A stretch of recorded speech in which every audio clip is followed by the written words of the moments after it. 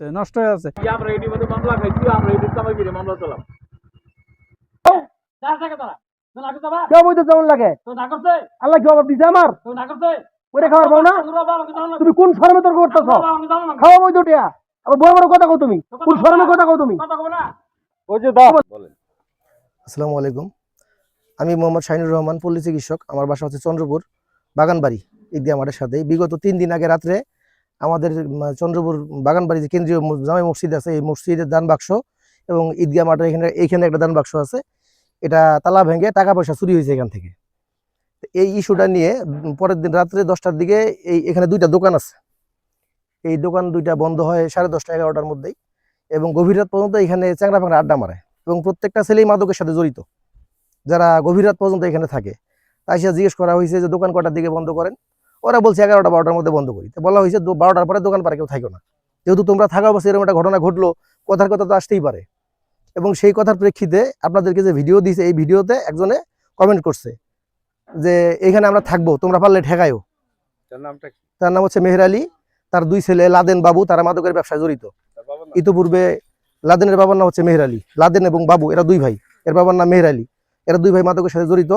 মেহের আলী সরাসরি হুমকি দিছে এবং ভিডিওতে আছে, বলছে যে আমরা মাদকের ব্যবসা করি, তোরাও কর, সমস্যা কি, এইভাবে কথা বলছে।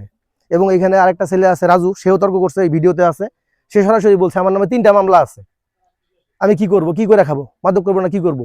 তাহলে এলাকায় তোরা এইভাবে মাদকের ব্যবসা করে এলাকা নষ্ট করবি, আর তোরা এইভাবে প্রতিবাদ করার ফলে তোরা হুমকি দিবি যে আমরা মাদকের ব্যবসা করলে পারলে ঠেকাইও, মানে মগের মূল্য হয়ে গেছে। রাত 12টার পরে আড্ডা দেয়, এদিক দিয়ে মাদক পাচার হয়, তারা লাইন দেয়, তারা মাদকের ভারী, এটা তো সবাই জানে, এলাকার সবাই জানে, কেউ সাহস পায় না কথা বলতে। কালকে রাত্রে বিজিবি এসে ধরছে যখন একটারে, তখন আরেকজন বলে আমি আজকে সাক্ষী দেবো, আমি কথা বলবো, কালকে আমার মাদক দিয়ে ধরাই দিবে। তা আমার বাসায় মাদক দিয়ে ধরাই দিলে দায় কে নিবে? সবাই তো গ্রামের লোক ভয় পায়। আমি যাচ্ছি এই দোকান পারে রাত 12টার পরে কোনো আড্ডা হবে না।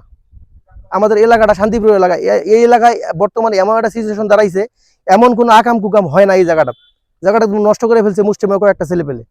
গ্রামবাসী এবং আমাদের এমপি মহোদয়, আমাদের লালমনিরহাট জেলার মাননীয় মন্ত্রী মহোদয় এবং কালীগঞ্জ থানার ওসি মহোদয়, সবার কাছে আমি বলতে চাই যে এলাকায় মাদক মুক্ত হোক এবং আমরা যেন শান্তিতে বসবাস করতে পারি। এলাকাটা এমন একটা অবস্থা হয়েছে, মানে মাদকের টাকা তো গরম টাকা, টাকার গরমে ওরা এমন কথা বলে, ওরা সরাসরি বলে আমি মাদক করি, তুমিও করো, তোমার সমস্যা কিসের? এইভাবে কথা বলার সাহস কই থেকে পায়? এদের খুঁটির জোর কোথায়? এদেরকে এই সাহস কে দিল? রহমান, চন্দ্রপুরে আমি ইলেকট্রিক ব্যবসা করি, প্রতিদিনই এখানে যাতায়াত করি, মানে রাত 12টা 1টা। এবং গত রাত্রে আমরা অবশ্য এদিকে যাই, দেখি যে 3 জন বিডিআর দাঁড়িয়ে আছে, এবং ওখানে ওদের কাছ থেকে যেটা বুঝে গেল, যেখানে প্রতিদিন ছেলেপেলেরা আড্ডা দেয় এবং রংপুর থেকে বিভিন্ন প্রকার ছেলেরা আসে, এই মাদকের সাথে মাদক খায় এবং মাদক নেয়, এদের সাথে এরা জড়িত। এবং এই যে এখানে যে দান বাক্সটা দেখতেছেন, এই দান বাক্সটা এখানে মসজিদের এটা চুরি গেছে এবং ওইখানকারটাও চুরি গেছে আমরা শুনছি।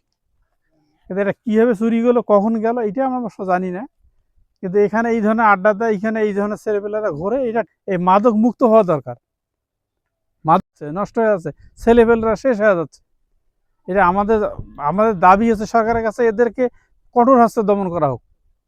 আসসালামু আলাইকুম, আমার নাম মোহাম্মদ আব্দুল কাদের, খামারপাতি ইউনিয়নের খামারপাতি গ্রামের লোক। আমি আমাদের সমাজের একটা মসজিদ দান বাক্স, এই দান বাক্স এটা থাকে বাহিরে, এটা এলাকার সবারই দায়িত্ব এটার উপরে। মানে এলাকার লোক বা বাইরের লোক কে যে এটা ভাঙ্গিয়ে নিয়ে গেছে তা আমরা সঠিক জানি না। এখানে কিছু ছেলেপেলারা, এলাকার ছেলেপেলারা বসে থাকে, ওরাই মনে 2টা 3টা পর্যন্ত বসে থাকে, কেন যে বসে থাকে তো আমরা সঠিক জানি না। আমার নাম মোহাম্মদ আব্দুল মান্নান, আমি এখানে মোড়ে দোকান করি। আমি দোকান করি মনে করেন যে রাত 11টা 11:30 বা কোনো দিন 12টা হইতে পারে, বন্ধ করতে করতে 12টা হয়। এরপর 12টা পরে আমরা 11টা পরে 12টা পরে দোকান বন্ধ করে চলে যাই। চলে যাওয়ার পরে এখানে অনেক চ্যাংরা বাংলা থাকে, ওদেরকে বলি এই তোরা সবাই চলে যা, অনেকে আমাদের গ্রামেরও থাকে বা বাইরের চ্যাংরা বাংলা থাকে। এই দেখো আমি বাড়ি চলে যাই দোকান বন্ধ করার পরে এখানে এরা আড্ডা দেয়, কে দেয় না না দেয়, মনে করেন যে অনেক চ্যাংরা বাংলায় আছে। তো এখানে মনে করেন যে 2-1 দিন আগে আমাদের এই যে মসজিদের দান বাক্সটা চুরি হয়ে গেল, এর আগে আরো 2-3 বার হয়েছে। এখানে হয়েছে, এখানে আমরা সঠিক লোক মানে পাইতেছি না। এই তোরা বসে, আমি দোকান বন্ধ করে চলে গেলাম, তোরা চলে যা, এই কথা বলে আমি আমার দোকান বন্ধ করে চলে যাই। এলা ওরা মনে করেন যে রাত 1টা 2টা বা একটা 1:30টা পর্যন্ত থাকে, না কি কারণে থাকে না থাকে এটা তো আমরা বলতে পারি না। আমি মানুষের কাছে শুনছি যে শাহিনের সাথে কথা কাটাকাটি বা একটু হয়েছে। শাহিন ডাক্তার প্রতিবাদ করছে, মানে প্রতিবাদ করাতে মনে করেন যে 2-4 জনের সাথে একটা মানে কথা কাটাকাটি হয়েছে, মারামারি।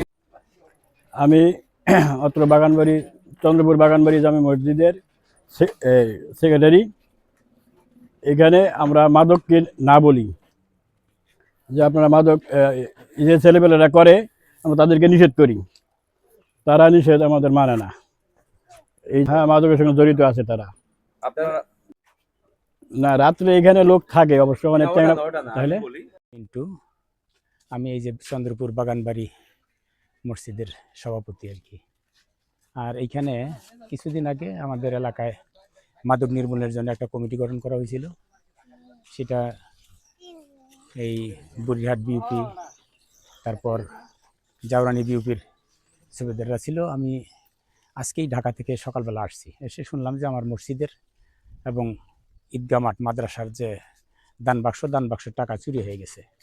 এটা মূলত মাদকের এত পরিমাণ ছড়াছড়ি হয়ে গেছে যে এই এলাকায় ছোট ছোট ছেলেমেয়েরা এই মাদকের সাথে জড়িত হয়ে গেছে। তারা এই যে ট্যাবলেট খায়, ইয়াবা খায়, হ্যাঁ, ফেন্সিডিল খায়, এর সাথে জড়িত। প্রশাসনের সুদৃষ্টি কামনা করছি, প্রশাসন যদি খুব জোরালো একটা হস্তক্ষেপ নেয় এবং এইদিকে যদি জোরালো টহল বাড়ায়, তাহলে হয়তো বা কিছুটা হলেও নিয়ন্ত্রণ করা সম্ভব।